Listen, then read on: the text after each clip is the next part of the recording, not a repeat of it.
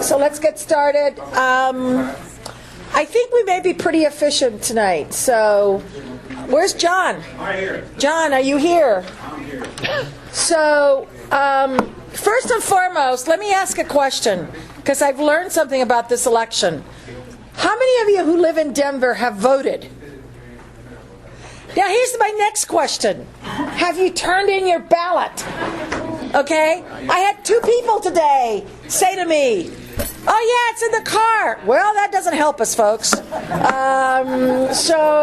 I just want to make sure. Huh? Dropping it off this weekend. Just remember, please don't mail it in anymore.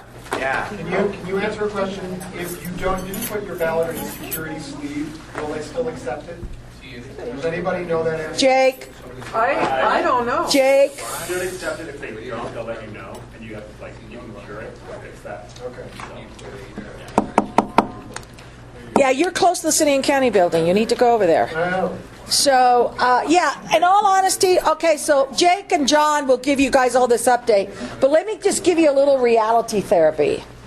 There were 354,000 ballots mailed in the city and county of Denver.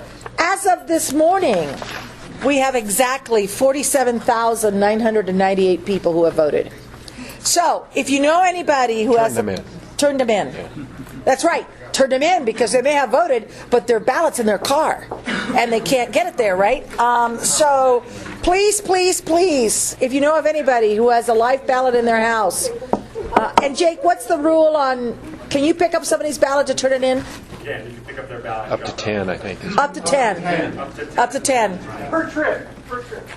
That's right. Hey, he's per trip. Go around the corner and the other 10. Yeah. Is there a drop-off in... The closest one is the Library. Caldwell Library. The what? Blair Caldwell Library. Blair Caldwell Library? That's not that close. For downtown, be as Yeah. the drop off in downtown would be. Yeah, so maybe dropping it. Banner. All right, so that was my welcome and introduction, guys. If you could tell, I'm a little bit singularly focused. We're 5 days out. With that, since we've got some people here who are not new, but maybe Eric's old. You're new. So can we go around from the outside and tell us who you are, please, and introduce yourselves?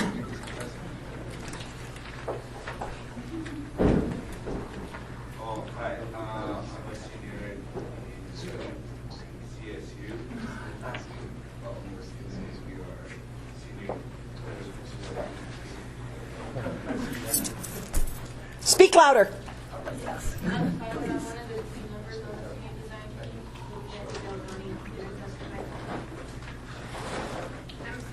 I'm also a team member of the senior design team looking at those sites. My name is Kyler Davis, CSU student. We're part of the senior design team. We're going to be doing design projects on the Ancient Pipes International Tour. I'm Erin Knibbe, also on the team. My name's Natalie Thompson, and I'm the team leader, so I may be emailing class. That'd be great. That'd be great. Terrific. Thank you. Per, we know you, but go ahead and reintroduce yourself. Per Hogerstedt, architect at CSU. Mr. Anderson? Eric Anderson, now with CH2M Hill, and I've missed you guys, so I thought I'd come and see you. Yeah. Nola, do you really need an introduction? No. But you can go ahead and introduce yourself. My name's Nola Miguel. I'm with Global Response Live Well. All right. And you are? Sandra. Sandra, the other translator. No. Oh, you're. You don't remember me? Oh, that's right. Sandra. I do remember you. I'm sorry. All right. I saw you with your little mic, so I just, whatever. Grow House and Community. Grow House and Community. That's right. Thank you. Okay, let's get started. Executive Oversight. Mr. Drew. Oh, okay. You're first on the agenda, man. Wow. I feel that... Drew and Ann. Oh, is Ann? Hi. Yeah, Ann is here. I didn't see you. I was not at the last one, so it's up to you, Drew. So I feel that with the Executive Oversight Committee, a lot of what goes on is better summarized by some of the presenters there, that being Eric, Jocelyn, a very good summary, so I'm not going to try to. I'll let them speak. I think they're on the agenda too. Where's, Yep, they are. So just to reiterate, we're looking at kind of better representation where we can have a more formal arrangement of the neighborhoods and citizens on the Executive Oversight Committee and for the National Western in general. I try to highlight some of the exciting things that I think are happening, and that's there was something. Maybe somebody can speak to what Gretchen Holra had discussed, the Technical Advisory Committee, talking about some of the economic. There's an economic component that it's kind of way beyond my ability to describe. And so I'm always open to listening to any of the residents and businesses there, but I'm not going to try to summarize, a lot of what was discussed at the Oversight Committee, because I think there are better people that are able to do that. So that's kind of, I think Jocelyn had some very interesting things that are going on with CSU that I won't steal today. So good. So I think I'm just going to leave it there for now. That's good. Anything you want to add to that before? Because Eric and you are going to cover it. Yeah, I'll cover it later. Okay. John, you're up next. Ready? Okay. We've got a couple of things, and I've got to settle down a little bit here. I guess the first thing, since the last meeting, we've had our Dog and Pony Show on the road several places, and some of them kind of run together. Personally speaking, for me, the biggest one and the best one was the Democratic Central Committee, and I was. I'll be honest with you. I was really nervous, believe it or not, and we were following Mayor Webb, who talked to the Central Committee about the 2A issue, and they shot him down.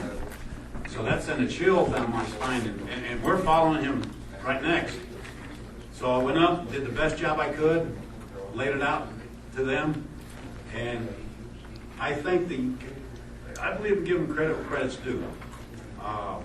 Not bragging, I did the best I could, but I think what really helped put it over was people like Ann Hayes, who was one of the supportive speakers, and her, the lady that was sitting with you, and another couple of gentlemen. And they spoke loud and clear. And I honestly feel that I did the best job I could, but I think what put it over was the supportive speakers that spoke to the issue based on what we've been talking about here. No new taxes and all the benefits that's going to provide. So that was, personally for me, I hadn't been to a Central Committee meeting in 20 years. And I felt personally that was a good thing. It was. For us, all of us. Me in particular, because my fellow Democrats didn't let us down. And I was shaken because they were very unkind to Mayor Webb. The next thing that we went to, and it has not anything to do with the election, was the RTA supportive thing down at the convention center, and I think Kelly could speak to that better. Ann, would you like to say anything? No, I'm good, thank you. About what went on in the Central Committee? Okay. No, the only thing I would say is that it became clear that there's a lot of misperceptions out there. The people who were speaking against it, one of them tied the whole I-70 project to, Yes. And so, it's hard to fight those misperceptions. And then at my House District meeting, actually the following month, someone got up and spoke against it as well. And they were saying it's corporate welfare and, all of the contractors who will, get contracts for this project are the ones that are supporting the campaign. And so again, lots of misperceptions about what's going on. Yep. Then the next meeting was the INC, Yeah, that one was tough. and that was a good one, because I think Kelly also was there, and he spoke, and the gentleman with you, Richard Scharf. Richard Scharf. From Visit Yeah. Denver. they did a great job. And I turn it around and come back from the neighborhood perspective, and I've seen a couple of old friends that I hadn't seen in years, and I don't mind saying, I think, little personal touch helped. They did not take a public position, but words trickled back to me since that a lot of people are supporting it in their respective neighborhood groups. And I think that that will show on election day. Jake can speak to what's been going on, the statistics and the logistics and all that. He understands that a lot better than I do.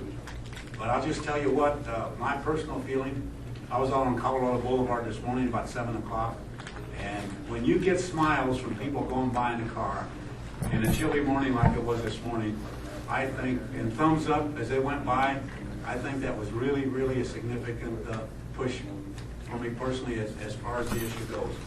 So, Jake, and is Ann Elizabeth in? Yeah, she's right here. Okay, good. Ann, would you like to say something about what's been going on your end of it? If you could, please, briefly. Sure.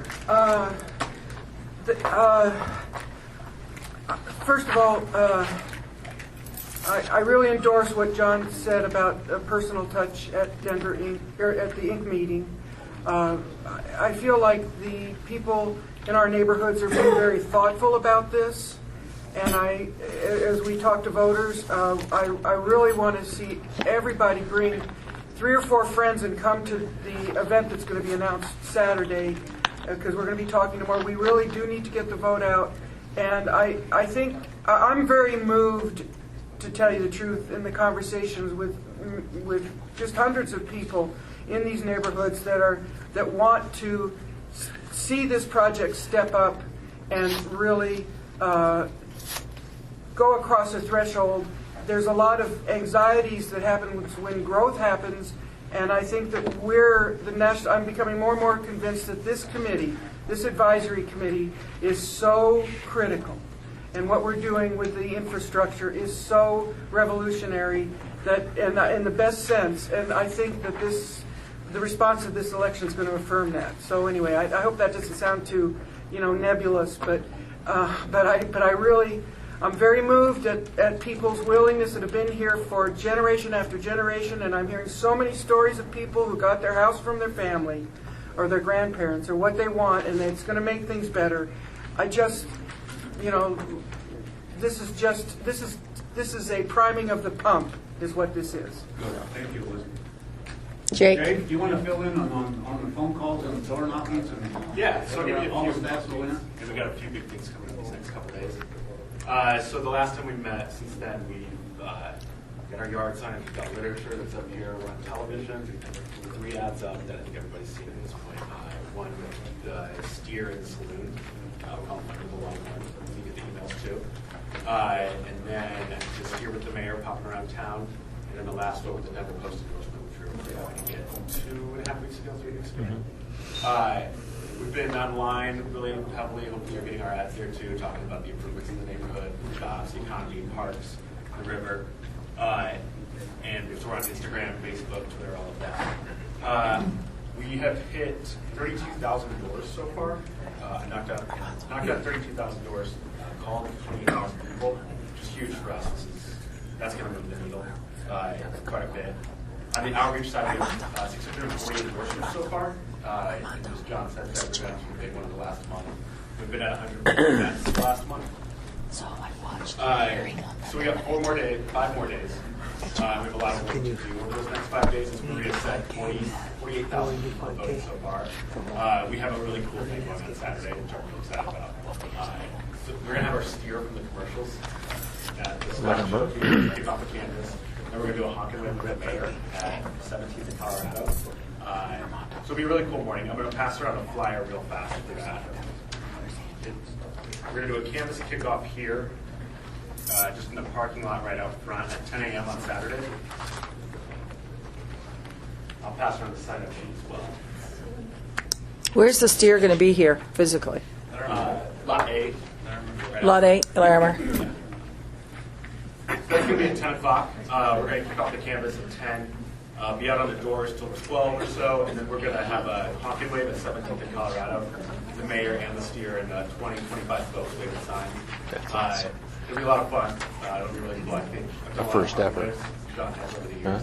The first ever with. So if you can make it, please join us. Also, election night is 5 days away, so I want to get you guys the information on that. So we are going to have our party here at the stock show. It's going to be, I believe it is... At the Hall of Education. Yep, right upstairs. Doors are going to open at 6. I hope you can help volunteer on election day and help us have doors until 7. But doors will open at 6, and we'll have a lot of fun that night, hopefully. You pretty confident we will? Huh? Are you going to have a cake? You can grab a few cakes. Okay. I've got one with your name on it. Jake, do we have an electronic info? Because we're starting to get people asking us, just something we can send out to folks. For election night? Yeah. Yeah. I'll get that to you. All right. Okay. I'm a little superstitious. It's a little early. I've just said, hey, yes, 4 we're going days to get to go. together at the National Western. Details to follow. Yep. Watch party. I will send you the flyer for both. Okay. And then I'm going to pass around the sign-up sheet for this Saturday's campus. We are going to be in the neighborhoods, Global area, Swansea, some of the North Denver neighborhoods. So we can really use all the help we can get. If you can't make it, totally understand, but if you can, we can really help. We got a lot of doors. Your last chance to get a selfie with the Larimer of the Longhorn. Get your own selfie over there. Seriously. So we're not in the 1909? We're not in the 1909? I got one for you too, Dave. No, we're not. It's a long, complicated story. You don't want to hear it from me, Kelly, is there Kelly. anything that you want to add as to what INC especially? My observation, that's, I think, the second time I've been in front of that group. I think they appreciated the fact that we were there. They heard us out, and it was actually a good debate, kind of a back and forth. And I had a few folks come up after and ask some questions. And what I was more interested in is, as we were all leaving, there was a number of people who grabbed yard signs who didn't say anything at the event, but certainly felt comfortable enough to grab a yard sign, which is a pretty good indicator to me. So I thought it was positive, and I'll leave it at that. Is Flossie here? She's not. She's not? She's not. The other side of it is that Liz at the campaign office, Adams. she sent out emails to different groups in the neighborhood, and Juan and Sandra behind you there, Flossie, and I think Jim. Jim Garcia, yeah. And Ed Nichols showed up, but I don't know if that was a different... yeah, no, he showed up at the office, yeah, I seen him there. But there was several people from the different community groups that work in the 3 neighborhoods here. We had 7 people out this last week in the Swansea area alone.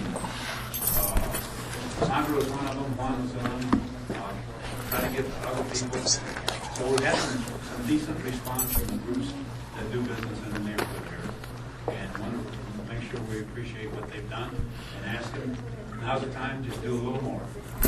Okay, that's it. Go ahead, Liliana. No, I was going to say, so I've seen all the things online, on Facebook at least. Thank you for coming. And like a lot of it is on those like misconceptions and things, and like people saying like, well, that's not what the community's asking for, and it's corporate welfare. So like, what are we doing to combat those couple of editorials that came out? Yes, that's a really good point. This gets a little tricky on the internet. People will comment on our posts and they'll get really nasty. It's tough for the campaign to just jump in because we start engaging with people. It's a big ugly fight. But if you guys see those, if you can comment on them and kind of refute those claims that people are saying about I-70 or that this is kind of the philosophy of that stuff, that would be really helpful. If we do it as the SR2C campaign, then it gets into this fight on the internet that take up all of our time, we go nowhere, we're not making money. But your voice really is helpful in changing people's minds into that conversation. I thought of a couple of months, and so it's really The best antidote that I know for that is bodies knocking on doors. And we need all the help we can get, especially in this last big push. Right. All electronics, they use them, they're all over. But door to door, eye contact, talking to people, that's the best antidote I know of that. I don't. I want to say a couple of things. First of all, welcome Councilman Brooks, and I don't know that I know a lot of people have shared. I don't think a lot of the council members themselves have shared the information. It's been interesting to watch the give and take, though. Like Kevin Flynn reposted our stuff, and he got like 2 people, but it's the same 2 people that go around and kind of honked everybody else's sites on that. So, in terms of the corporate welfare, we disclose every penny we've gotten. We have raised $1.55 million, of which over $900,000 had to go on television. We disclose it. It's public. People are running to conclusions. Actually, there's not a ton. There's a lot of individual contributions. There's some very generous individuals personally who have stepped up. Some of it because of CSU related. Pat Stryker wrote us a very large check, but that's because of the fact that CSU has a footprint in this project. So, people come to conclusions. I don't know, Liliana, what people want to. I think if you engage in that, all you do is you get a rant. I mean, even if you listen to Susan Barnes-Geld, Thad and Susan Barnes-Geld are our 2 most out there opponents, right? Thad's clearly about I-70, and rolls it all in there. Susan actually has moderated her comments. Hers is about the fact that the tax doesn't expire. And that's really what she's now gotten. But Thad, Kelly was on TV Tuesday, Monday, Kelly? Tuesday. And he countered it. And he actually, when he got pressed, he actually said, well, yeah, there's clearly some improvements for the neighborhood in this area. I mean, he didn't say no, finally. But I think at this point, the more we engage, the more we create this an issue. And we've been monitoring how many. And it's interesting when you go through, it's the same people. Handful of people. Who are going through in every listing they can. And those are the same ones that, whatever the issue is, are they're the ones that constantly comment on the newspaper or whatever. It's the same dozen people, right, that have some issue with every issue. I think that the one thing, was it you, Ann, who said it, who about discussion? I think one of the things that was most startling for us, I think for the campaign and for some of us, is when we watched veteran newspaper reporters sit around a table and be totally misinformed as to what this deal did. And that was serious. That was, I ended up spending some time with Patty Calhoun from Westport saying, I'm a little confused. I don't know where, it was really, but, there's a lot of stuff out there and people are busy and whatever. So we've been trying to really stay on top of that. Patty Salazar, who's our Director of Communications in the campaign, has done a thorough job, but we're trying to cover it. So it is the last 4 or 5 days. It's only 47,000 ballots that have been returned, so I think every ballot counts, man, at this point. And so if you hear anything else, I think we're also looking for we're paranoid, so if anybody's got a flyer out there, that's the only thing we've seen is the no on 2C from Thad. That's a 3-page letter, basically. We've not seen any literature. We've not seen anything that's, even if it's just Xeroxed stuff on. If you hear anything on doors, let Jake know right away, or John know right away. So, any other questions about the campaign? Yeah. I just want to add, by way of reinforcement, that that I feel like some of the misunderstanding is because this really is an extraordinarily innovative mechanism that we have. And so when people are seeing the objections that may not be in the loop to know it's one person or whatever, once again, the door-to-door, face-to-face are going to work, and it does work. And so I'm also superstitious, not superstitious, but I really feel like pushing to get people out, have the conversations, it really works, and it works fast because people want to know. And when you say it doesn't affect our property income or sales tax, people, oh, okay, great. And I'm going to say one thing, and I don't know if the powers that be want to hear this, whoever the powers that be are, but there is no such thing as a permanent tax. If we have income tax and somebody wants a flat tax and the population rose and we voted in a flat tax, income tax would be gone. So just because we aren't putting an expiration date on it doesn't mean that we've lost, you know what I'm saying? That this is something we could talk about. And also, another advantage to this is now we have advance notice that there is this tax being left in place, and so let's now think about what we're going to do for the next generation after we pay off this, because that's why we get to do this. We got the first phase of the convention center done. Now we can get the second phase, and on top of that, we can get the National Western Complex. So I'm finding that just completely reassures people when they remember this is a democracy and we can vote on this and down the road again. So anyway. Well, the other answer on the continuation of the tax is we are doing exactly what happened. These are the taxes that the voters put in 1999. And we're extending. The City Council put it back on the ballot this time to be voted on again. So we are doing precisely that to be able to do that. So, but let's have on a closing note, if you guys have not seen the Betty Cramp and David Oleski social media video, it'll make you cry. Betty Cramp started going to the stock show in the 1920s, I want you to know. And David Oleski says it's his roots. So if you've not gone, Ruts. That's right. David, we've got you down. We've whatever. So seriously, if you guys haven't seen the video, go on our website, A Smart Deal for Denver. It really is great. It's Charlie, it's David, and it's Betty. And it truly is endearing. And we thought long and hard. It's a little long, but we thought long and hard as to how we were going to put it on television. But it got a little long. But it really is a great little video. You guys should watch it. It's a lot of fun. So, all right, Capital Funding Alignment Subcommittee. Mr. Lee. Sure. So I'll be very quick. The Capital Funding Alignment Subcommittee is one of the two subcommittees that reports up through the Executive Oversight Committee.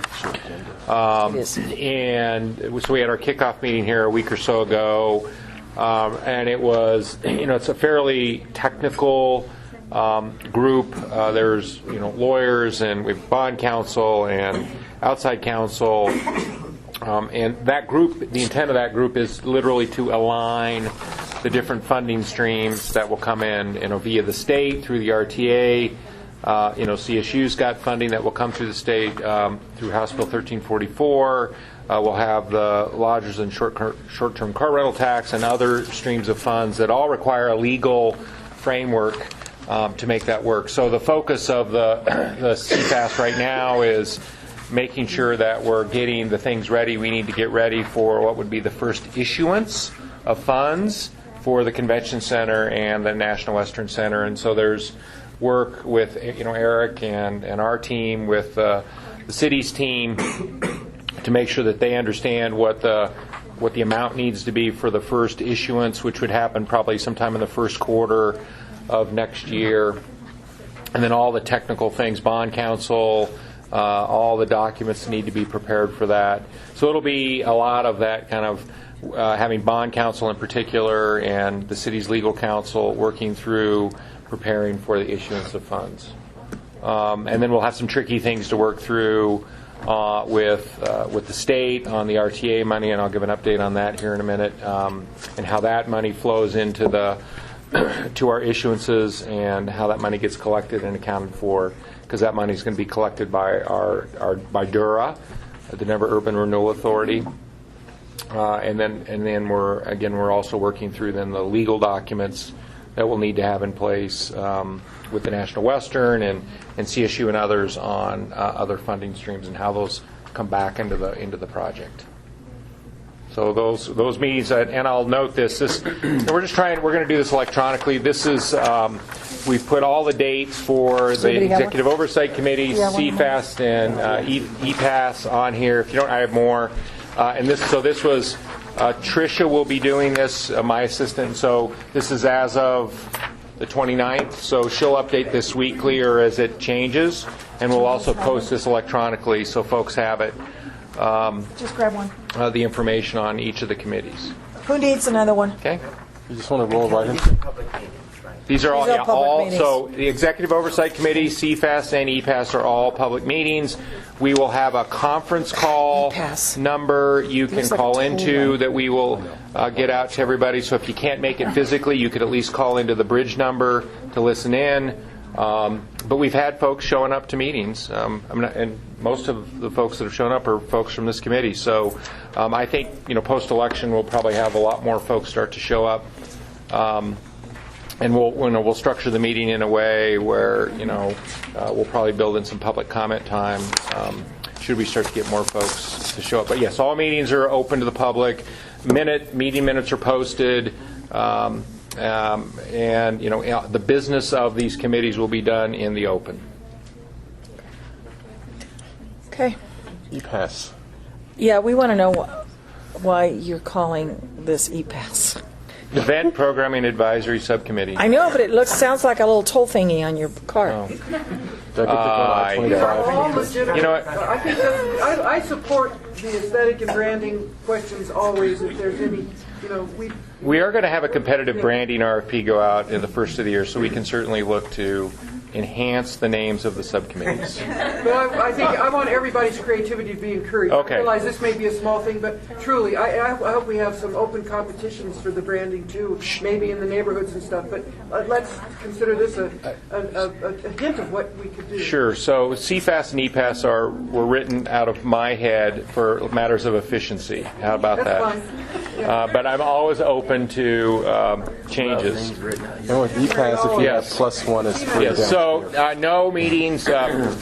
We were actually hoping to have the kickoff meeting for EPAS this week, and coordinating schedules with our two co-chairs, Ed Nichols and George Sparks, has been a bit of a challenge. It's going to get easier as we move forward. Gretchen Holler and I did meet with those two today to just talk through the kickoff agenda, membership of the committee, because it's going to be probably the most broadly based committee, because we've got from the arts, from this committee, and from other groups around creating the event structure or the event opportunities for this campus and for the things that will bleed into the community. So the date will get set here.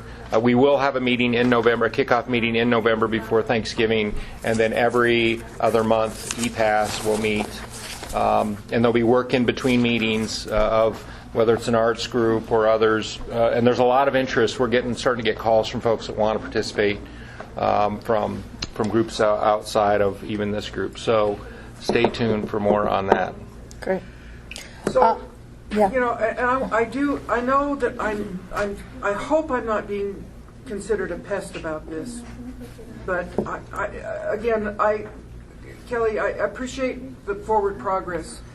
I don't know why, when the committee is formed with the co-chairs and with the MOU partners, we couldn't be part of the embryonic conversations that you're now describing as in terms of expanding the membership groups that are interested. To me, that's part of being experientially within the development of the governance and that kind of a thing. So I have some concerns, and we can discuss it at the meeting, but I feel like it would have been a very healthy thing to just have gone ahead and convened a brainstorming session for all of this and recognizing the schedules would have to have been coordinated with you and Ed and the MOU partners and George Sparks. But to hear you say that you're defining the membership of the committee in No. Well, it sounds like that. No, so it's we are presenting like that. So let me be clear. Please. We're not defining anything other than making sure that we have an initial representation of, I need to have arts and venues there. I need to have Visit Denver there. Folks that do massive events, I need to have their participation. So we need to make sure that beyond your representation, that the groups that do big events that will take advantage of this campus are initially part of the conversation. So it's just what we'll call the starting group, but the intent of the first meeting, the kickoff meeting, will be a robust conversation among those that participate in that first meeting to say, who are other folks that should participate in the meeting? So whether it's an arts group or it's pick your group, amateur sports group. I mean, we'll start to collect a list of potential participants.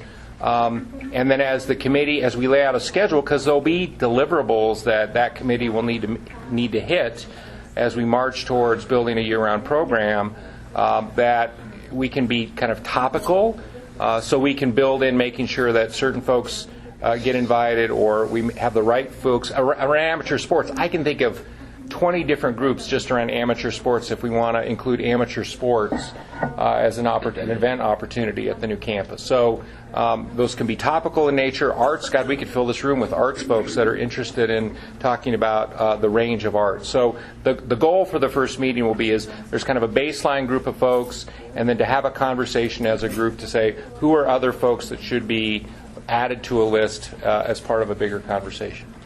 So we're not excluding anyone.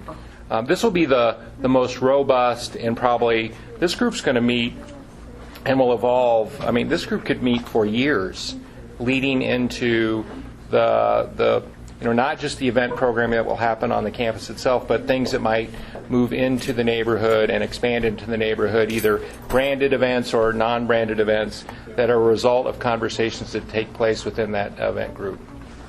Okay, thank you. I'm much more comfortable and optimistic with that adjustment in expressing what it is. And I feel like it's really important that we be very clear in that direction. So I want that to be understood to be this is a constructive change, and I hope the minutes reflect the second.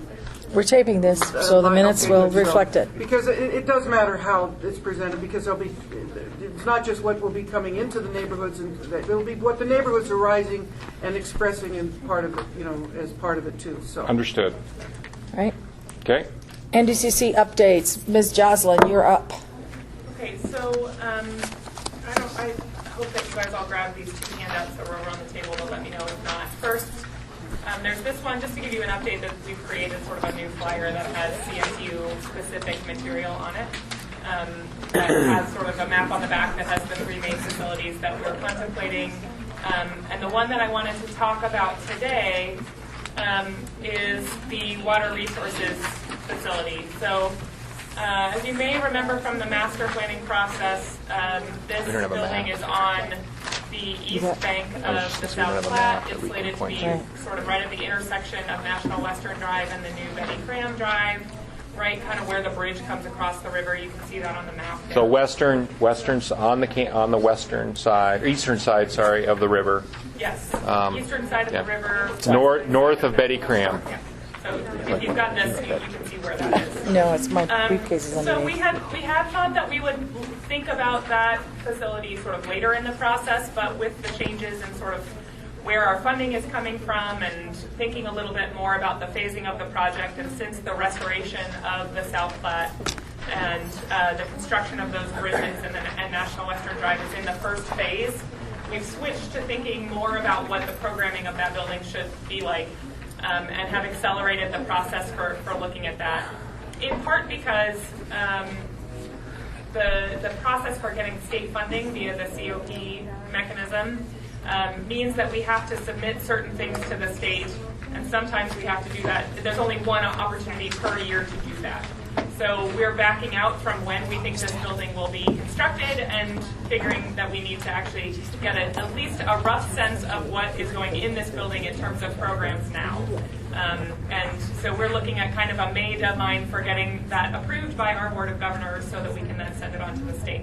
So why I bring this up is that we really need your help in understanding what that building should do and be, particularly because it'll be the first building out of the ground at the National Western, other than the pavilion that's in the stockyards. The yards, yeah. Sorry? And the yards. And the yards themselves. So it's the yeah. first but it's the first building, that you might come to. We need some help understanding what should go in there and from a community perspective.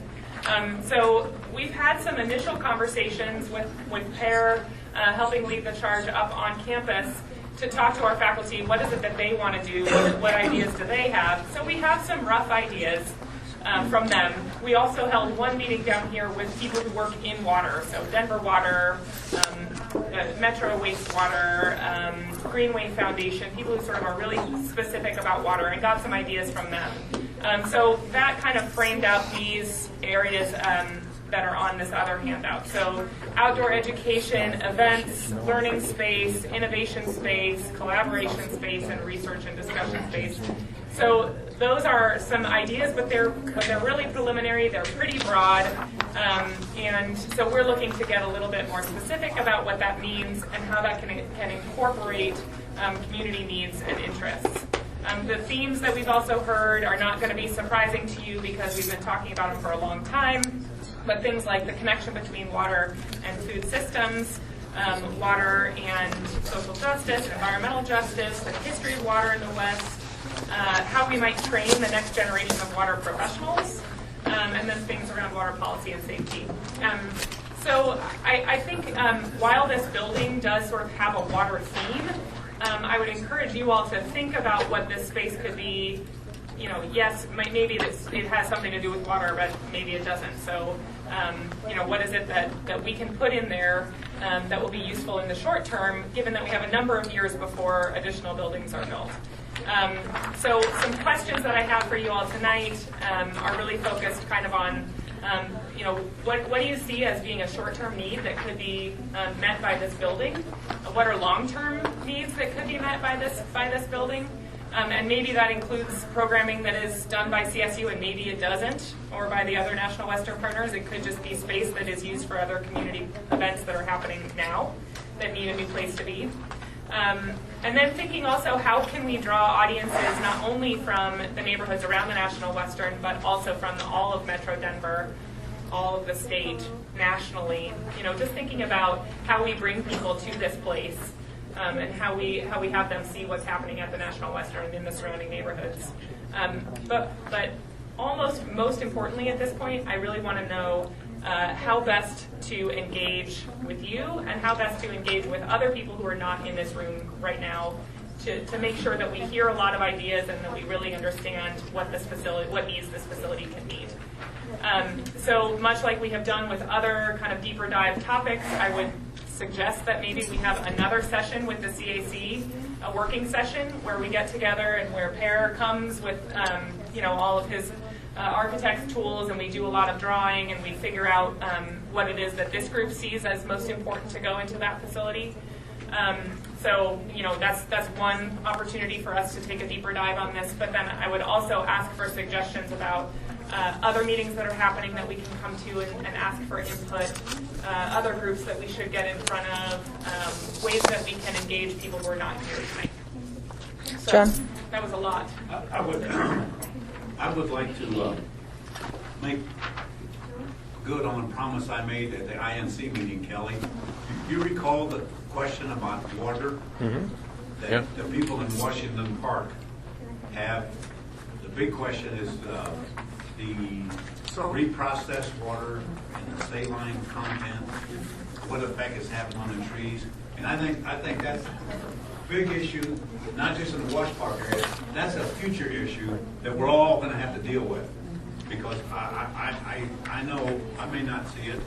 I'd rather drink beer like they do in Germany. But I think we're going to be seeing the day where we're going to have recycled water in our water system. And that makes more sense than just letting it run down the end. So I think that's crucial, and then we could certainly pick up a lot more support from the INC group that represents a whole lot of different neighborhoods throughout the city. Okay. So that's great point, thanks. Yeah. And they're working on it now.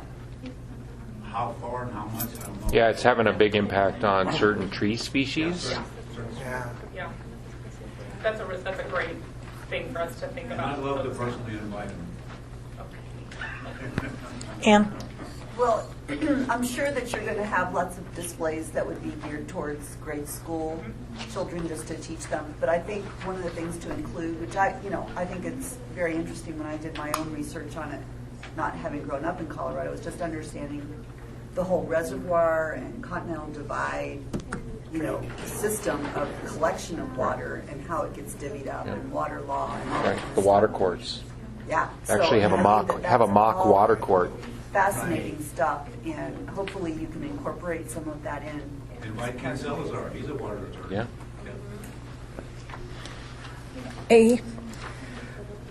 I think this is the perfect context for what I was hoping this could become, which is almost a mediative between the urban and the agricultural water needs. It's the history of water rights in Colorado is phenomenal.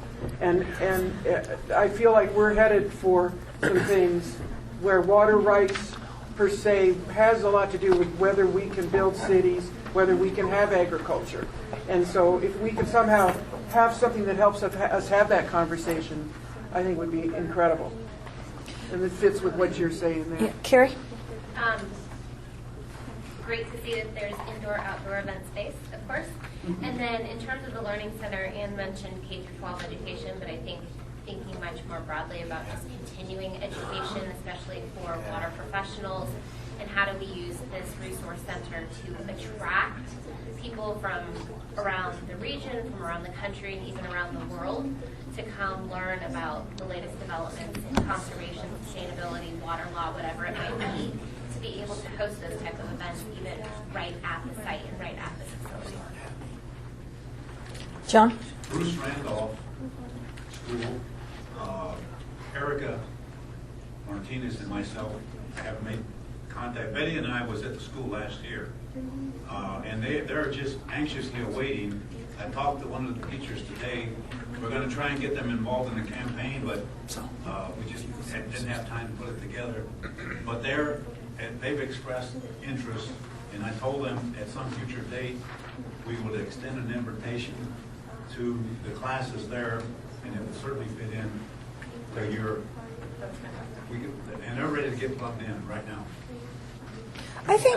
Could I circle back with you about who that is and come and meet them? Because I think that's a great idea to try to engage some DPS kids in this conversation, kind of off, on a smaller basis. Individual meetings with teachers and classrooms. Yeah. Ann? So another idea is to coordinate with the local chapter of the USGB, what is it? Green Building Council. Green Building Council. Because they do a lot of work with people on understanding what water efficiency is in this region. And it's, you can get regional credits now for your LEED certification, and one of them is for water. So it's kind of an important one, and that would be good to highlight. I think a lot of the comments that have been made are really good about it. Only because I'm married to somebody who knows a lot about water law, but when you explain people in other parts of the United States about, your first in time, first in right, appropriated world, how we do water, people just look at you and say, what do you mean? If the creek goes through my house, I can't use it? No, you can't. It doesn't belong to you. Right. But putting that kind of into layman's language to understand why water is so critical to us because of the whole culture. And unfortunately, the people who talk about it, your eyes glaze over and you fall asleep and you don't know what you're talking about. We affectionately refer to them as the water buffaloes because they talk to themselves. And it's a very closed world. The whole attorney world of water law is very a closed world. And it's like an elite society that you have to have, because they have their own courts and they have everything. So you should tour. I don't know if you've been to the new Colorado Judicial Center, but you should tour the interactive display that the Colorado courts have put together as to how courts work. It would be very interesting to apply it to natural resources. That doesn't just apply to water, it applies also to mineral rights. How in Colorado you can sell land, but you don't necessarily own the minerals underneath it. So it's really be great to listen to the CSU kids who understand in this world that they're studying it, but how do you translate it to layman's language so people understand that when we talk about, we don't just do water the way, and particularly people who move from the east, they don't, water's not, what do you mean you can't use water that goes through your, if you buy a little farm and you've got a creek, you can't use it without. So I think putting that to what Carrie and Ann and these guys have said would be really, really, really helpful. If I could just make one more comment. I think understanding water usage here is also a fascinating part of it, of Yep. how much goes to agriculture, how much is really for people, just understanding how water is used as well. Yeah, the concept of beneficial use, which most Marie, people don't get. yeah? Timothy Egan wrote The Worst Oh. Hard Time. He's amazing. I'm sorry, who is? What did you say? Timothy Egan wrote The Worst Hard Time of the Dust Bowl, Yeah. which affected Colorado too. Was one of the best books around about. Who was that? Timothy Egan. Yeah. It's a great book. I just don't think people read it. Timothy Egan. Yeah. He wrote what was the title of the The book? Worst Hard Time. The Worst Hard About Time. the Dust About the Bowl. Dust Bowl. So these are all great ideas, and what I would love to do is actually, if it's okay with you all, to schedule a separate working session to go into a little bit more depth on some of these and to generate some other ideas. Is that? I think that's a great idea. I think one of the things that we'll talk about at the end of the meeting today is there's a lot of that coming, particularly if we're successful on Tuesday night. When? I know, but I'm just... That's what I say, John. I'm Win. old-fashioned. I think we need to seriously think about where we need to do deep dives. So And that's such a great way to say it, deep diving to design the water building. That's right. You can keep that, Jocelyn. John? Jocelyn, did you mention? Oh. I think sorry. this is crucial, important, very important, especially for the younger people. Yeah. To get those, I can recall in the 60s, you know, we were out in the street raising hell. One of the things that we said at that time was, don't Californicate Colorado. And we certainly don't want to go through, in this state, what California's experiencing in their drought cycles.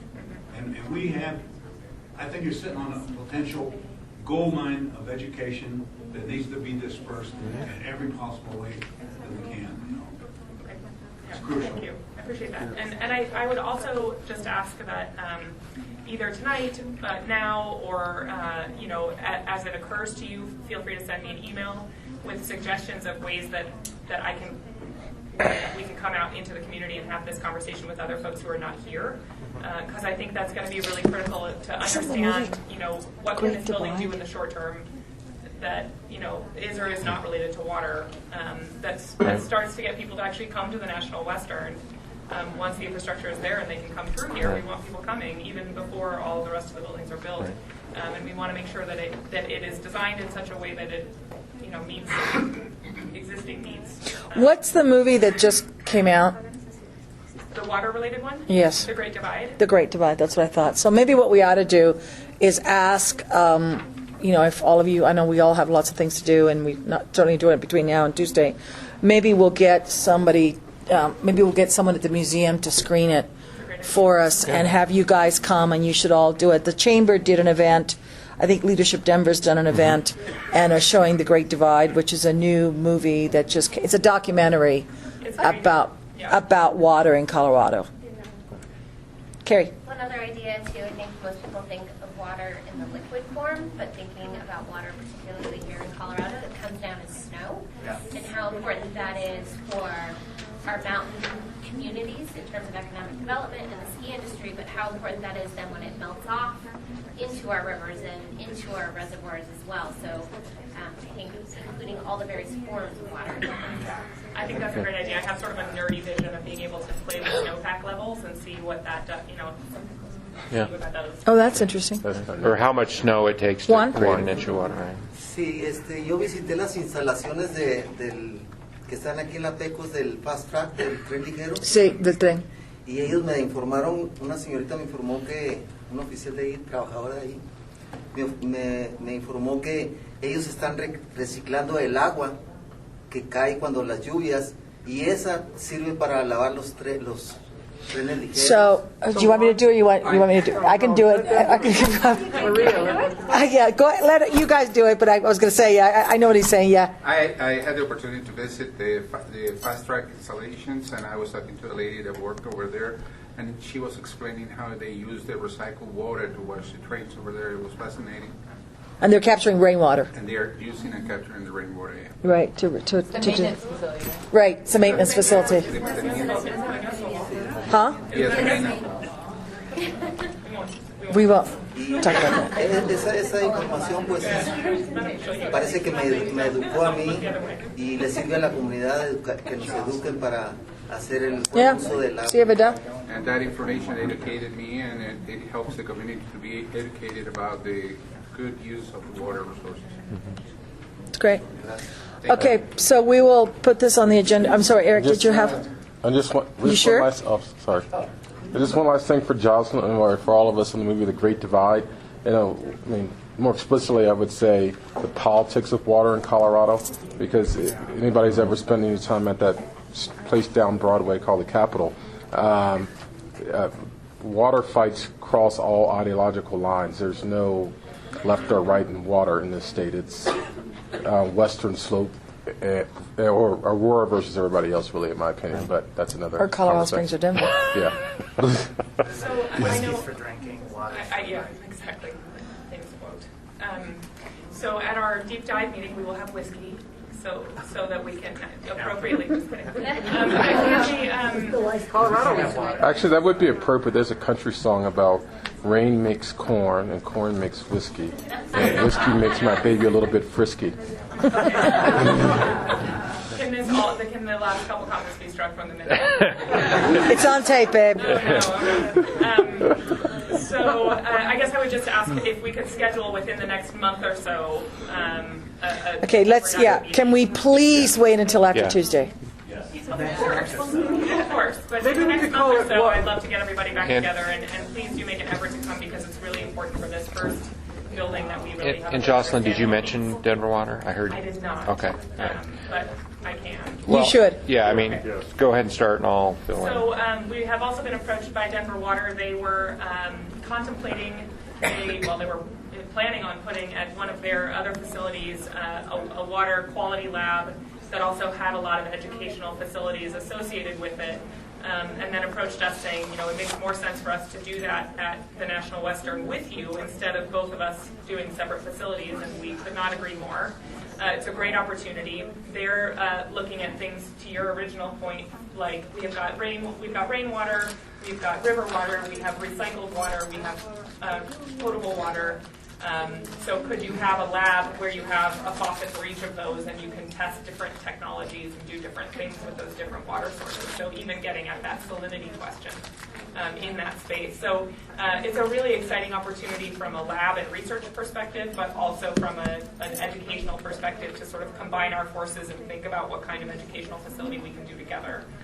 So I think it's another great story about National Western and collaboration. And as that partnership emerges, we'll have a better and clearer understanding of how that's all going to work. Yeah, we may have more information by our next meeting. I mean, there's a meeting with the mayor already planned between leadership, and then there's going to be a leadership meeting among the city and CSU and Denver Water. I mean, Tony and I had a chat the other day. Everybody's excited about it. It could be one of those interesting convergent partnerships that happens as a result of we share so many interests.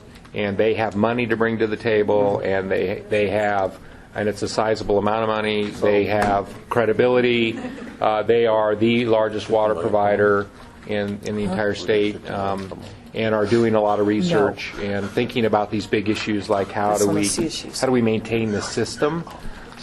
So if we can pull this off, it's just another example of the power of this place we're creating called the National Western. And I think a little bit to Terry's point as well, they think it's a unique model in the nation for a public water utility like Denver Water and an educational institution like CSU working together. They don't think this kind of thing exists anywhere else. Could we have a bar and call it Water on the Rocks? There you go. Right now. There you go. All right. So. How big a facility do you have? How big of a facility?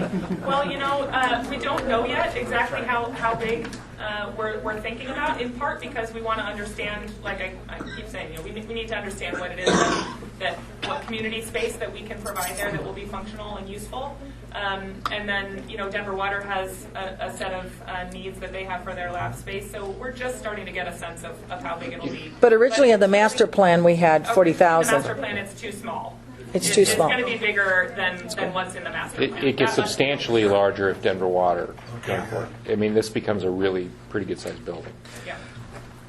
And So I it's just want to add one global idea, and I don't know how much time we have for this. But the 5 JIRAs, if that's the correct pronunciation, are this sort of swirls, you know, when water goes down the drain, that collects millions of tons of plastic at different parts of our globe. And if we, what I'm hoping is that we can have like a scaled miniaturization of the global. Yeah, and there are now globes that we can show you that museums are showing up with that have an animated and backlit and an information database. You can change. There's amazing stuff that can be done. Within that is the study of water physics and a huge sociological problem. How do we clean up?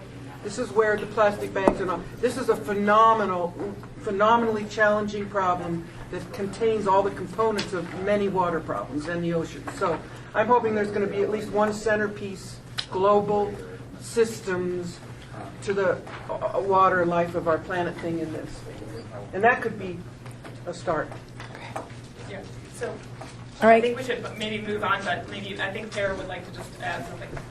And Per, it's going to be a phenomenal building, right? It will be a phenomenal. It'll be an iconic architecturally statement building. Yes, it will Does be. everybody know? The kind Yes. of early thoughts now, it really will be a spectacular building, a key building on the National Western site.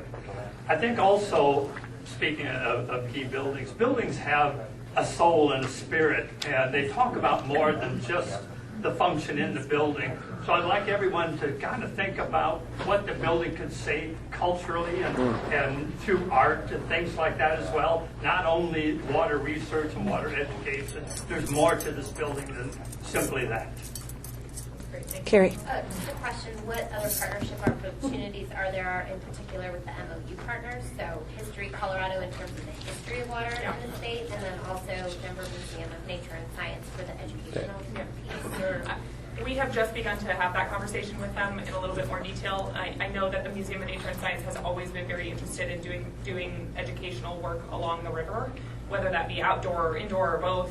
So we're just starting that conversation with them, and so we'll have a better idea of at least. And again, what we're trying to create is kind of a broad brushstrokes concept for this building, and then we'll move into more detailed design, and there'll be other opportunities to have additional conversations about what goes there. But for now, this kind of big picture, so we're definitely having those conversations. So are you limited to this, to one side of the river, or are you going to possibly build the building over the river? I mean, just, Had not thought that particular question through very much. We had sort of been assuming we would stay on the National Western side of the river. I didn't know if you go over the river, have something built on top of the river so you could go under it. Well, I mean, there's certainly things, we're right next to the bridge, so we might be able to incorporate something along that goes across the bridge. That would be a really cool idea. Yeah. Well, we have all the storm drainage that ends up here. It seems like that's a good place to start. If I look at water, how we're dealing with the water that's arriving at our front door, and how we treat it, and what happens to it, and where it comes from.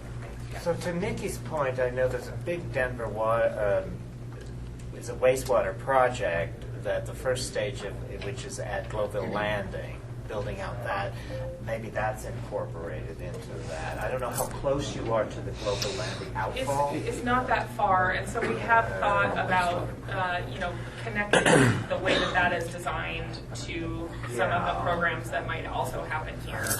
At least, having an actual trail that takes you there, right, would be a really important thing to do. And also just on the site, how is stormwater treated? Maybe that's incorporated. So that remember, at the end of the day, the Coliseum parking lot and Globeville Landing Park, which are where this new outfall is going to happen, are part of the National Western Center campus long term. So that becomes the southern entry into the site. So we are thinking about everything from wayfinding, the experiential, whether you're riding a bike or walking, or what does the story say as you come to this outfall, and how we're treating water, and then how it starts a journey to the campus itself and to the water center. So we're starting to think about those pieces of how they might fit, and then how do you roll in History Colorado, the history of water, the 65 flood. I mean, there's all these things we can do around these thematic sort of things that will blend together to create this campus. Yeah. So the last thing I'll just mention is that, related to water a little bit, and just to give you guys a little bit more context as to why this team of students is here tonight, we're also looking at whether or not the sewer pipes that run along the east bank of the South Platte. The poop pipe? Poop pipe. The poop pipe. Wait, I'm not going to call it that. It's the poop pipe. We call it the poop pipe for the CSU students, okay? CSU has higher standards. Yes. It does include that. But, so at any rate, they put off heat, right? They run at about 60 degrees. So we are looking at, and this team of students is looking at the technical analysis about whether or not we can capture some of that heat and use it on site for other things. For example, could we run the pipes under National Western Drive and use that heat to melt the snow? Or under sidewalks so that it melts snow. So there are pipes that run along the sewer pipes, take the heat off of it, and then are used as part of our district system for energy, water, and waste. So that's why these guys are here. We may come back to you with some additional information about how their project is going over the course of the year, but as engineering students, they do a senior design project. The first semester they put a proposal together, and the second semester they do the analysis. So they will be working on this project for a number of months to come. Sorry guys if that sounds intimidating, but the nice thing is that they're able to contribute, in a meaningful way to a real on the ground project, and we're really excited to have them involved. John, is this poop related? I think that is the most exciting thing that can happen to that interceptor there. And then by January or February, the coldest winter night, I would love to take a group of you down along that area, and the tramps know there's heat on them pipes, and they camp on top of that. The coldest nights of the winter. Yeah. And there must, a couple years ago, I was down there looking around. I ran into 10 or 15 tramps. Now these are not homeless. These are bona fide tramps. Because they don't want to go into a shelter because they're down there toting and no, they're not. No, they're keeping, honey. That was one of my entries to their confidence. I give them a little taste. We need a definition of what tramps are. No, Alex. They're using it. Stop it, Alex. It's there, Great idea that you can do. Urban Dictionary. Replace those trends with something that we can all benefit from. Wow. I think we should move on at this point. Yeah. Kelly. Back to you. Project updates, Kelly. All right, I'm going to be really, really fast. Eric's going to do a deeper dive on something. But real quick, RTA update. We've made real progress with the state. We had a great session with the state here about a week ago with the EDC board, some of the EDC board members who will ultimately vote or rule on the project. We're really down to 4 issues with the state in terms of arguments about the award itself. I think we've passed the hurdle on whether the project qualifies under the RTA. I mean, I think the state is there in terms of an award, and that's the first step. The second is the amount of money that we qualify for. So you might have read in the paper, the third-party analyst said $81 million, and we've asked for $128. So we're really working through the issues to get closer to that $128. And again, I think made real progress. So there's another session with the state. But obviously the vote happens, and then Fiona Arnold, who's the head of the state's Office of Economic Development, will make a recommendation to the board, and then the board rules on November 12th. So I think we're in a pretty good place with the state in getting a lot closer to our 128 number than the 81 that you read in the press. So we'll keep you posted on that. And you guys' participation was critical. Yes, you. Liliana and John and AE, and I read Betty. I read your letter, and AE's. Yeah, I mean, those were very impactful to the EDC board in terms of your participation and your personal stories. It was the only group the EDC clapped for. Were you guys?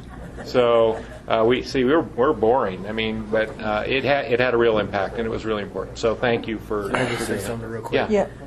We have I have never seen the mayor. Everyone was talking about the presentation that Kelly, Paul, this team put together. The eclectic group of individuals, the regional support, the community support. You guys deserve a round of applause just because everyone was blown away. So thank you for your labor love. Today was a big day. We were here earlier today, this morning. We held the first NDCC Design and Construction Industry Forum to start to let folks know in the design and construction industries what was coming down the pipe the next couple of years. And we had 300 plus show up this morning.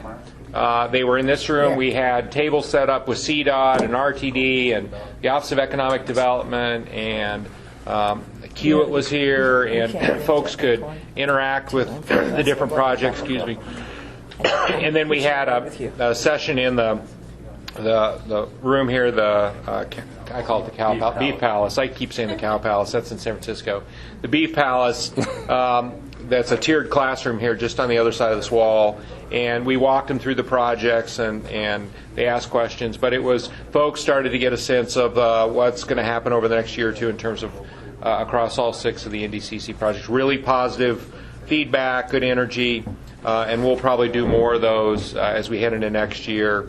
And now we have a whole list of contacts for how we connect big firms to small firms and help grow some of those businesses. So that was a really positive thing today. Last thing I had, and I'll go back to something Drew mentioned, the economic study. We hired AECOM through a competitive process, RFP process, to help do a next generation econ study for how do we start to attract the private industry, agricultural industries, to the site to create this year-round campus and drive economic activity. So they have started their work. They're going to be doing a bunch of interviews with various industries within the 13 clusters that CSU identified in a report they issued in November of last year. And ultimately, we'll issue a report back to the Executive Oversight Committee of the National Western that will drive some recommendations around growing existing businesses, growing new businesses, attracting businesses from out of state to the campus. Okay, so it'll set the stage for, and then we'll work with the state. There'll be an agricultural forum that we'll do with the state and leaders from around the state. Again, how does Colorado bring all its resources to bear so that we can attract, grow, and really make Colorado the Silicon Valley of agriculture with the partners we're bringing to the campus. So, that'll be an ongoing process, but we've kicked the formal process off, and there'll be a technical working group of economists. So if you're into macro or microeconomics, we'll let you know when those dates are, and you can come to those meetings. But it'll be a group of economists from the state and from the city working with industry economists to think through the technical aspects of driving industry back into Denver around agriculture. Kelly, I just wanted to add one thing. I had a discussion with Gretchen. She said that what Kelly's talking about, it's not only here just locally or nationally, it's internationally. AECOM is going around the world and getting interviews to bring the international back to the state of Colorado and the National Western facility. So I think that was, to me, that was the most exciting portion of her discussion. In fact, their lead guy was just in the UK and attended a conference back there and was able to talk to some folks, international folks. So yeah, I mean, this is a global stage we're creating. So, and the economic side of this thing could be pretty powerful. And obviously, how do we then bring that back to the local communities of Global Swansea and create opportunities as those businesses decide to locate around the campus or along the corridor, so that local residents can participate, learn from, and participate in those new industries or growing industries that will locate around this campus. And speaking of relocation of CCA. Oh yeah, thank you. We signed a memorandum of understanding with the Colorado Cattlemen's Association. They used to be here. They were actually in the 1916. Betty, you probably remember that. They were in the Stock Exchange in Building. the Stock Exchange Building for a long, long time. I have a sister that has since passed away with a brain tumor, and she was president of the Colorado Cattlewomen's Association. Oh, okay. There we go. I love that. All right. I love that. After she passed away, he was the president of the Colorado Cattlemen's for a couple of years. Oh wow, okay. So they were here a long, long time, and they have subsequently they moved to Arvada. They have come to their senses, and they're coming back home. So we've signed an MOU with them. They're going to sell their building in Arvada, and they're going to come back to the National Western Center. And whether they end up back in the 1916 building or build a building, their goal is to not only come back to the campus, but help us attract back the other agricultural associations, and have a cluster of associations that run the gamut in ag on this campus. So that was signed a couple weeks ago. Really, they're very excited about it, and we'll use that template, this MOU template, with others. But it's they're ready to get started, and we've had some good conversations actually with the owners of the 1916 building about their interest in reclaiming that building for the association. So we've got some positive movement headed into next week, and some new partnerships that are emerging as a result of our work today. Assuming we're successful on Tuesday. When we're successful This is on the beginning. Tuesday. No, Paul Andrews has been approached by the Arabian Association. They're way up on 120th in Westminster. They're way up there. They have expressed an interest that if there is room, the Arabian Horse Association, they're a national, this is their national offices, would like to relocate to the National Western Center. Those little skinny horses. Yeah, those skinny race, those prima donna horses. Oh, for God's sakes. Now we're going to start talking about horses. Right? But anyway, All right, anyway, so those are Eric. an example. Eric, you're on. Skinny horses. No. I got some Yeah, well, let's let handouts. I made 25 copies. I hope that's enough for everybody. Terry, it's EVP, Terry Frankhauser. He's a good guy. Big guy. So this is something that we put together to help understand all of the different activities that we've been talking about within the context of each other. Well, you know, they Because it can can get kind of confusing when we talk about public realm studies and various aspects of The only people who really acquisition talk about process government. and all the other studies that we're doing. And pharmaceutical gives them money. Give me that list. Oh, have it right now. It's pretty soon. I'm sorry, Eric. No, I'm just waiting until they're handed out. Okay. People have them. I mean, there's some others coming in, so this is...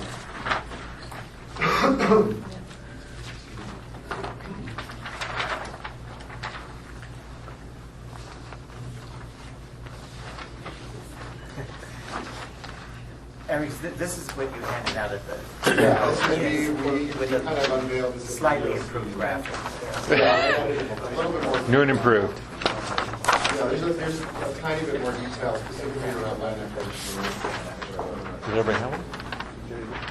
Okay, so what we've done here is we've kind of defined our workflow for the next 4 years, and this is not comprehensive. This addresses all of the, I call it the hard aspects of the project, so getting us to build buildings, but this doesn't address anything that we have to do on the governance side, so establishing a governing body for this endeavor, anything that we have to do on the financing side, tracking the finances, and then all of the things that happen in between all of these big moving blocks. But this kind of gives you a sense of the large moving pieces of the project. So starting at the top, all of the green stuff, that's our land acquisition and rail consolidation program. And in thinking about the overall schedule of this project, it's pretty easy to define a design schedule. It's relatively easy to define a construction schedule. But before we get to those, we have this, what I think of as the accordion at the beginning of this project. Land acquisition and rail consolidation are two of our primary tracks that could take 24 months, they could take 36 months, they could take 48 months. And we won't really know until we're in the deep dive and heavy into those processes. But those are certainly our most critical path elements. So we have survey, title, and land acquisition ordinance, which are really some of the enabling activities for land acquisition and rail consolidation. And then in rail consolidation itself, or land acquisition rather, we'll be engaging a relocation specialist to help us through the acquisition process. So to help folks whose properties we're buying to help them relocate. And then we have the actual negotiation and acquisition process. And then once we've acquired the properties, moving to the right at the very top, once we own the buildings, we then have to do our surveys and remediation to clean up any hazardous materials in the buildings and then demolish those buildings and move from there. On the rail consolidation process, so we've engaged a rail consultant. So we brought Parsons Brinckerhoff on board with several subcontractors to help us negotiate with Denver Rock Island Rail to consolidate the rail. One of their first tasks, is developing the strategies for negotiation. And then second task is actually writing the scope of work for a design process. And that will lead to an RFP for design of the consolidated rail. Then we'll actually build the consolidated rail. We'll abandon the river spur, which is where we're going to build the new National Western Drive. And then the rail consolidation is done.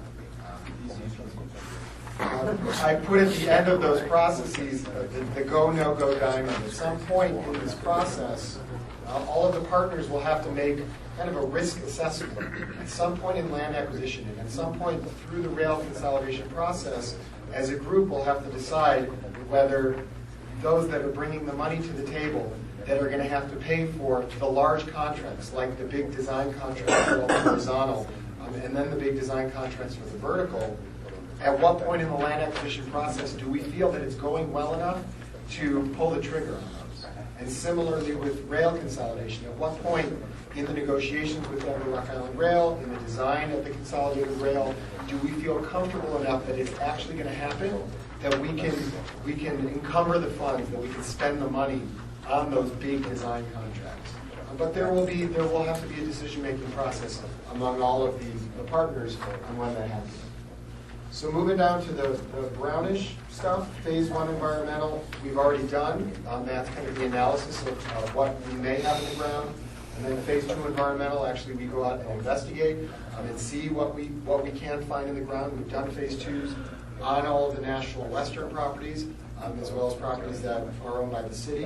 And then as we acquire additional properties, we'll go into those properties and conduct additional phase two assessments to understand what kind of contamination exists within the soils, so that we can start budgeting for that, both from a time perspective and from a dollars perspective.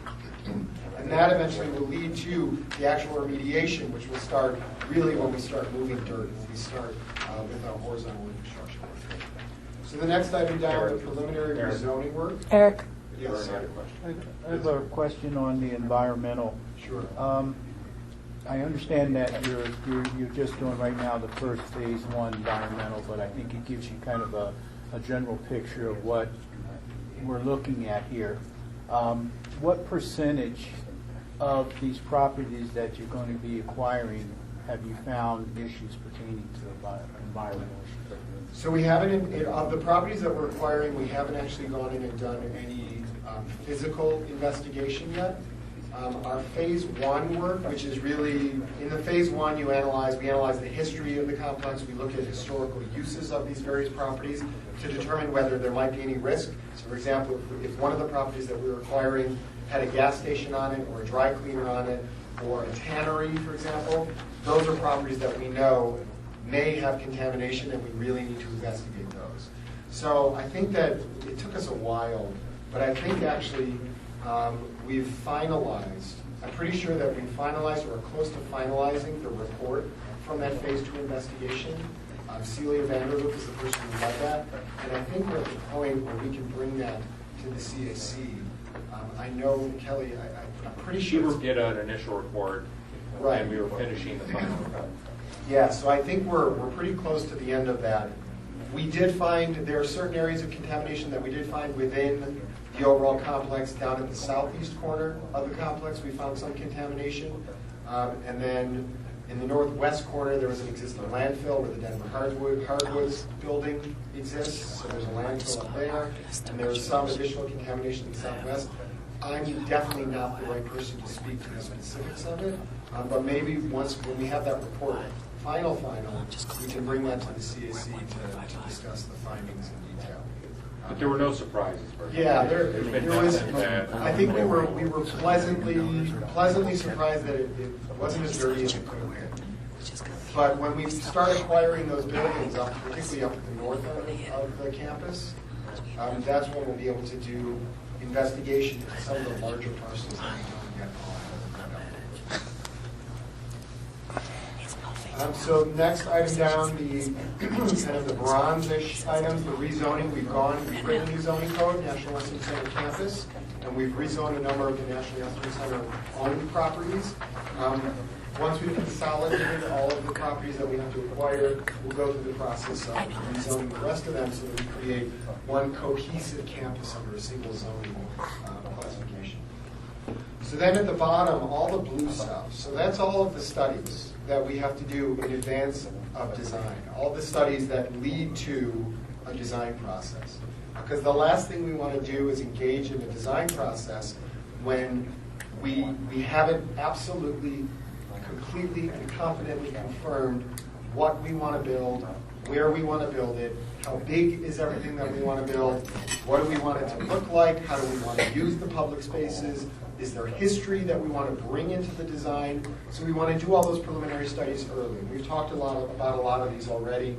On the regeneration side, which is our sustainability process, we have net zero energy, waste, and water goals. So we've engaged a consultant out of Portland, and NREL, the National Renewable Energy Laboratory, just received approval this week.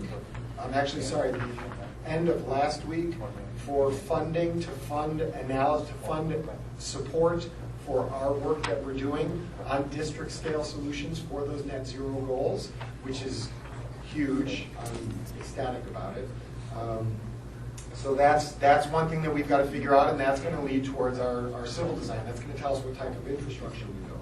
A parking management study is going to help us understand how much parking we need on campus, where we put it, how we direct circulation, both for patrons and for backup house on the operations side.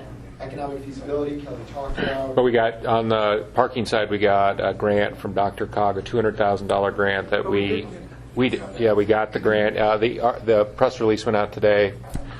So another huge win is that we got a partnership with Dr. Cog on the regional transit solutions study. So that'll gear up in this next year too. That's the one we wrote the letter for, right? Correct. Yeah. Right. Again, another great example. Many of you wrote letters of support. I think that played a big role in helping us get that grant. Next item, the building program refinement. We have a lot of large buildings that we have preliminary program for as defined in the master plan, but we need to spend a lot of time drilling down into the details of those buildings and confirming how big they actually need to be. Are the adjacencies appropriate? Can they shrink? Do we want them to shrink, et cetera? And then the comprehensive history, we're engaging actually, we hope to have them under contract beginning of next week, Atkins, who's leading a comprehensive history effort to document the history of National Western Center, to document the history of National Western Center in context of the neighborhood. So Betty, without a doubt, you will be getting a call to have an interview for sure, given your experiences in history of National Western Center. But one of the reasons why we're doing that, very important reason, is we will be incorporating aspects of that history, many aspects of that history, into the design of the overall campus. So we need to do that now in order to inform that design process. The next item, as you move to the right, the public realm study takes a lot of the information in those early studies from the comprehensive history, from the program refinement, from the understanding of circulation on the campus that we developed in the parking management study, the regeneration effort, understanding what types of technologies we're going to utilize on campus, and how do we want to interpret that to the public. We then, in the public realm study, start to define those public spaces, start to define what our buildings are going to look like so that we establish a kind of a cohesive fabric of design that kind of synthesizes all of the various uses that we have on campus into some sort of identifiable design system. And then all of that, as we move through, We then have this gut check, this site plan revisions, where we take all that information, we bring it all together, we reassess our site, and then we can move into the actual design work. And so all that process is probably going to take 2 to 3 years to get through all of that in conjunction with the land acquisition program. Then we get to 30% civil design. From there, we can start analyzing P3 opportunities, whether it's for co-development opportunities, parking, energy, waste, and water, potential program elements that we don't yet have funded, like the arena and the expo hall. And then we go into the 100% civil design, and then we can design the It's easy. Questions, Drew? So, a question. So, Eric, when do you see the public realm study beginning, and what? So we have a first draft of that scope that we're working through, that Kelly and I have been working on with community planning and development. And we have a lot of work to do on that scope. Yeah. I'm hoping that we can have an RFP on the street for that public realm study in the first quarter of next year. And that's our goal. And one of the things that we really have to evaluate is how necessary it is for public realm to follow all of these studies, or is there an iterative process that exists between the public realm work and these other studies that we're doing? And that's something. And public realm is 2 parts. It's the public realm, so that's the spaces between the buildings, and then we'll do design standards, which is the building design components themselves. So that'll be one firm selected to do that work, but those will go together. Okay. Public realm and design standards will go together.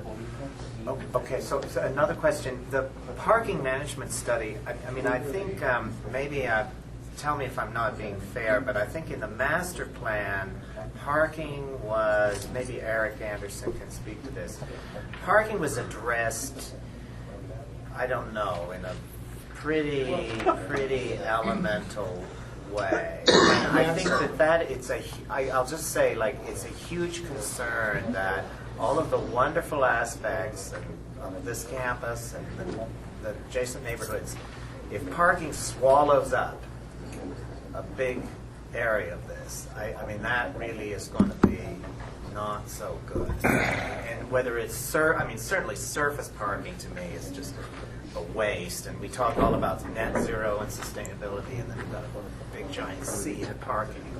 I think that would be a real failure here. So how can the neighborhoods and the residents and just anyone that cares about this campus make sure that parking doesn't swallow up, because we haven't really addressed it? Right. So let's let this Eric go first. I just draw a pretty picture. The master plan addressed it to a point. You're right, Drew. It did not solve all the issues. It made suggestions on where parking might go, but it did not solve the big issue of how all that gets resolved. So that's this study, and Eric, I'll let you start with that. But I think that's what this is trying to do, because there's a lot of other pieces of it, mode split and all those other things that bring people to the site, not necessarily just by car. Right. So the master plan defined a range. I believe it was 8,000 to 12,000. 12,000. So it was 8,000 to 12,000. That was the range. There's no question, Drew, that this campus needs to have a lot of parking. We know that. It's necessary for Stock Show. It's necessary for all of the other events that we plan on bringing here. It's critical that we have the appropriate parking.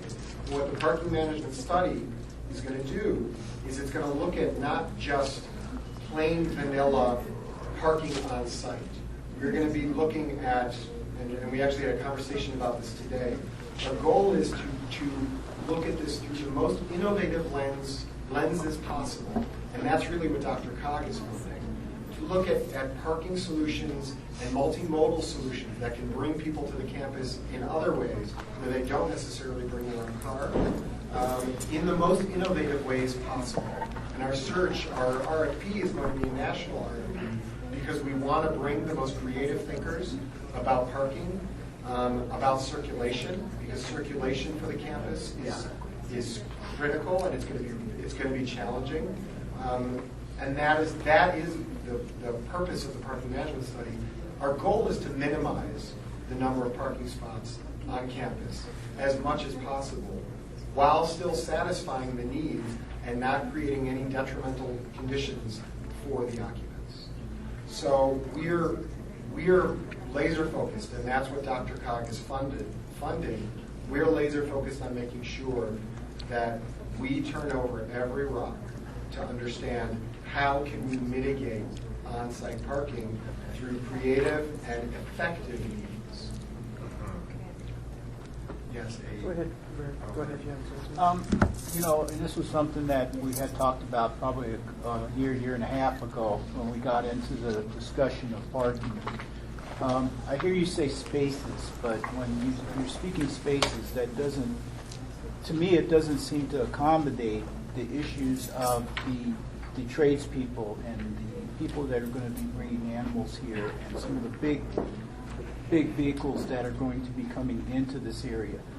That's going to be substantially more than just a situation of parking spaces.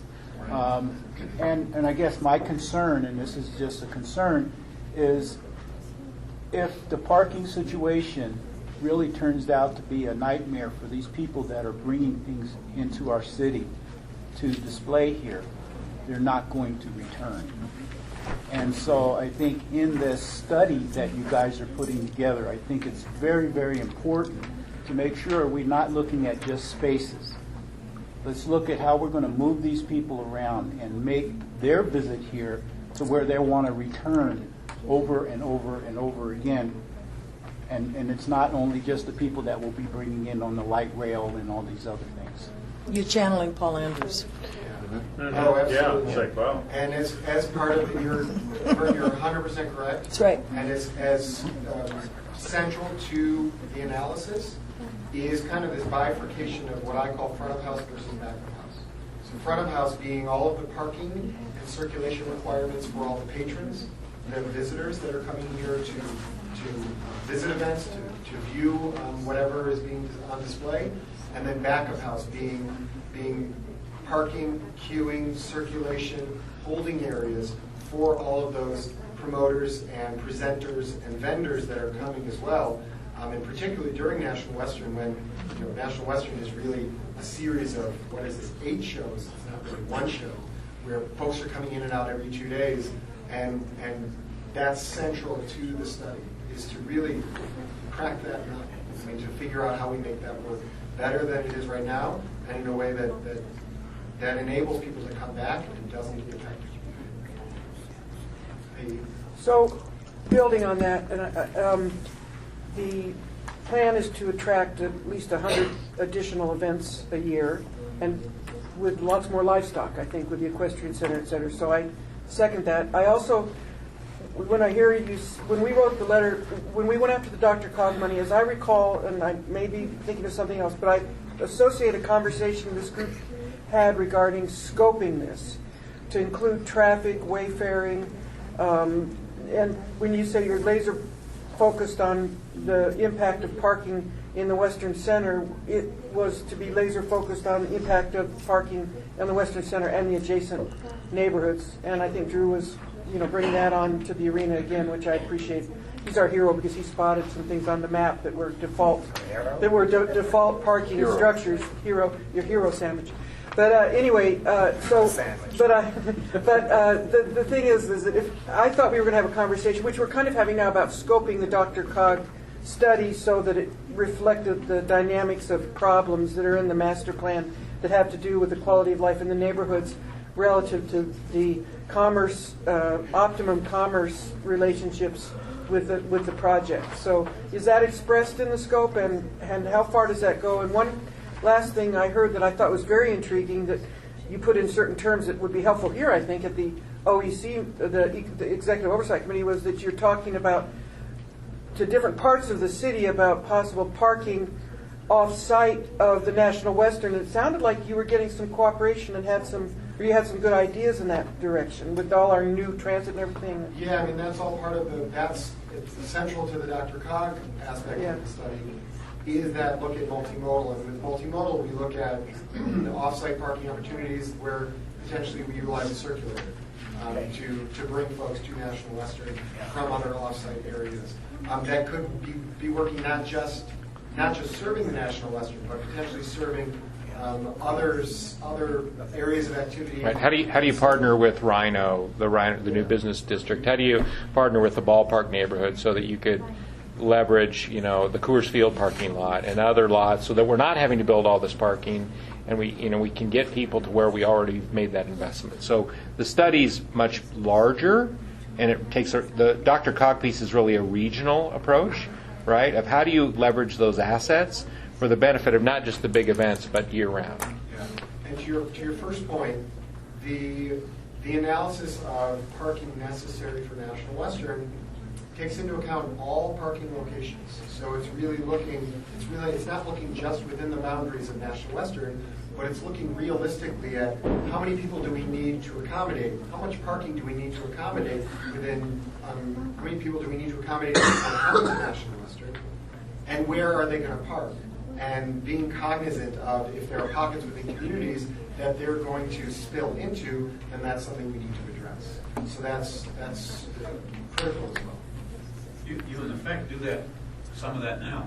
National Western does use off-site parking. Yeah, they do shuttle stuff, trailers and stuff down in Coors Field a lot.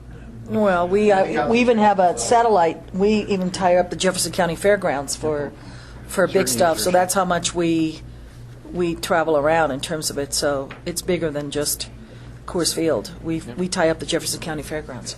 As well as Adams And we have our lot. We own a lot in Adams County. But we also, if livestock exhibitors and horse exhibitors come in early, they can either go to Jefferson County or Adams County. Or Adams County. All right. I was just going to add, the North Metro line is pretty limited. I mean, when you figure, I think it's 2 or 3 cars that can carry, well, I forget the numbers, 50 people each, 3 cars every 20 minutes, that ain't going to do it. Well, so that's one of the things that we're going to look at, and it might be a long shot. The North Metro line is restricted because it has a single track. Right. And that's one of the challenges. There's 15-minute headway because they have a single track sharing both directions. So, I mean, we'd like to explore, are there things that we can do? Can we potentially find a location for storage where they can store after big events, where they can potentially store trains on a track within close proximity to National Western, and provide an extra train in between those 15-minute runs. So it's the sort of thing that we want to be as innovative as possible in what we analyze, so that we can move as many people without the cars. Is that a fun thing to figure out what you're doing? I don't do it for a living, but I get the people that do love it. So, and we're going to find them. All right. Eric, is that? Yeah. Beat that horse. All right. Anything else?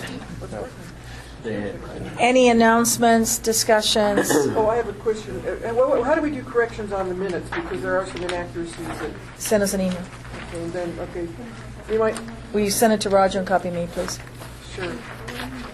I just want everybody to know to read the minutes and check for it. But I do want to let people know I wasn't suggesting that we talk to the Westerkamp's family. That's not what I said. The Westerkamp's owner, and there's a lot of stuff going on with that property.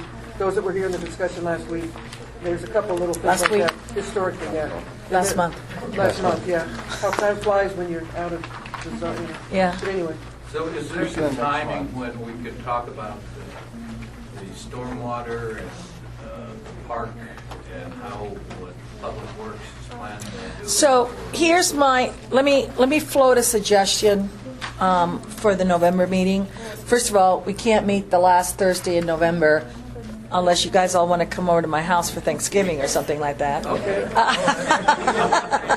Only if you're having turkey. Yeah, I do turkey. But why don't we do, if we can all do it, can we do it the Thursday before, which I think is the 19th of November, the 18th, 19th? It's the 18th, I think. Somebody check calendars quick. I think it's the 19th, but 18th. is it? 19th. 19th. So I would like to spend, it'll be after the election, we can find out finally what happened, but assuming we're moving all in the right direction, I think we ought to at least spend the first hour having a brainstorm session of all the issues that you think we need to discuss, all subject matters, okay, whatever they may be, so we can put them in, like, obviously CSU wants time with you guys to talk about the Water Resource Center and do a deep dive in the Water Resource Center. Mickey, you want to talk about, the drainage and all of that. I think we have a whole lot of issues that we need to amplify and decide. And Which meeting? The November meeting. All I'm saying is that we ought to spend the hours and just capture the topics. Okay, first and foremost. Aside from our regular course of business, I think we need to capture the topics. Okay, and go through all of that and walk through it and then get some sort of semblance of order. Some of them, from timing perspectives, may make sense in some sort of logical path.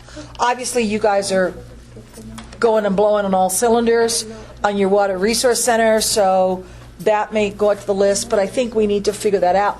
Because it looks like for some things, we may need to have dedicated meetings just for that one topic. Okay? And I think from our perspective, Matt, our poor little intern, AE accuses me of frying out people sometimes, but truly... I said that too. You heard that somewhere and attributed it to me. No, but he was our intern who was doing all the staffing here. He's got a really heavy workload at DU, and I think we did burn him out. So we're in the process. We're waiting until after Tuesday to how all of this is going to be staffed because it'll have to be more robust because there's a lot more to do. So my suggestion is that the November meeting, we do it. We need to have, everybody needs to think through what are all the topics we need to cover, and we almost need to create a work plan for 2016. I think it is a work plan for 2016. What's the time frame for the brainstorming? I mean, is it just phases 1 and 2 that are... No, this is outside. I mean, this could be anything even outside. So Washington Street, the drainage solution, the Heller, that's 10 years away. Well, that's why I'm asking. Let's not limit it. Let's not limit it. I would say let's focus on the next 2 years. Well, except because some of it is, as an example, some of those items that that are of interest to this group are being funded by the city through our annual appropriation. Right. Right. So let's say that focus on it, but I think there's some ideas that you can set the table for something down the road. I can assure you that I'll take Kelly's thing that when we are successful at Tuesday night, you will not believe how many people will be calling on Wednesday morning with new ideas that they want to be part of this process and the national, not only part of the process, but they may have an idea. The first two that come to mind immediately are the Denver Botanic Gardens and the Denver Zoo. They will want to play a role in some way, and their attitude has been, we're kind of laying in the weeds to see what happens, but the zoo at one point, before they had their new owner, their change, before Shannon took over, has talked about doing some things. I think that's a piece. So but I think we need to brainstorm as to what you all want to hear. And, So, and we talked about this a little bit before. I feel like an important element of this isn't strictly just this linear cluster, which is contradictory, but a linear cluster of the steps of the project. We have to look at who we are as the National Western Center Citizens Advisory Committee, because we have to give guidance to people and projects and entities that want to affiliate so that we ourselves are in alignment with the project forming requirements of the city and the NDCC and the depth of involvement from the neighborhoods, which we have to, we're working on from several directions. And we have to define them, we have to revisit the considerations about the membership of the NWCAC. And I don't want to be in a position personally, and within the neighborhoods and within this group, of feeling like there's maneuvering going on or or people trying to insinuate themselves into the process, or us not fully understanding what it is we've accomplished here. And so that's a little bit different than some of the things Kelly was listing about that could be on the work plan. And I hope you're hearing what I'm saying, Kelly, as you engage over there. Sorry. Because, I really just feel it's part of the spirit of what we're doing here. Right. And we have to come to the table with each other that have been working together for several years now. 3 years. And 3 years, and then beyond that with the neighborhood planning process, many of us.